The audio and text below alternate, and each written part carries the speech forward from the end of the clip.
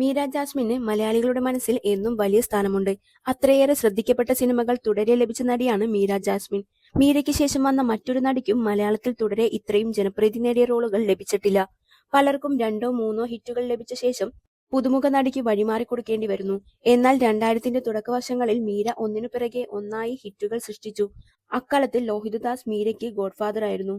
Cinema പശ്ചാത്തലമുള്ള കുടുംബത്തിൽ നിന്ന് വന്നയാളല്ല മീര. അതിനാൽ മീരയ്ക്ക് വഴികാട്ടിയായി ഇദ്ദേഹം ഒപ്പമുണ്ടായിരുന്നു. ഒരിക്കൽ ഇതേക്കുറിച്ച് മീര സംസാരിച്ചിട്ടുണ്ട്. സംരക്ഷണമില്ലാതെ സിനിമാ രംഗത്തേക്ക് ഇറങ്ങുന്ന പെൺകുട്ടിക്ക് അപകട സാധ്യതകളുണ്ടെന്ന് മീര ജാസ്മിൻ അന്ന് തുറന്നു പറഞ്ഞു. ഞാൻ പെട്ട ചില അവസ്ഥകളുണ്ട്. എനിക്കത് പറയണമെന്നില്ല. പല സന്ദർഭങ്ങളിലും നമ്മൾ ചെന്ന് പെട്ടിട്ടുണ്ട്. അവിടെയൊക്കെ ആ ശക്തി എനിക്ക് തന്നത് ലോഹി അങ്കിളാണെന്ന് മീര അന്ന് വ്യക്തമാക്കി. ലോഹിതദാസ് നൽകിയ ഒരു ഉപദേശവും മീര അന്ന് പങ്കുവച്ചു. നാളെ നീ വലിയ നടിയാകും. പല ഭാഷകളിൽ അഭിനയിക്കും.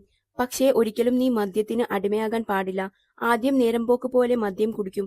വലിയ ആളുകളല്ലേ ഓഫർ ചെയ്യുന്നത്. എങ്ങനെ നിരസിക്കുമെന്ന് കരുതി കമ്പനി കൊടുക്കും. പക്ഷേ നാളെ നിനക്കൊരു മോശം സമയം വരുമ്പോൾ നീ ആശ്രയിക്കാൻ പോകുന്നത് ഇതായിരിക്കും. അങ്ങനെ ജീവിതം നശിച്ച പല നടിമാരുമുണ്ട്. എഴുതിവെച്ചു തരാം എന്ന് അദ്ദേഹം പറഞ്ഞു.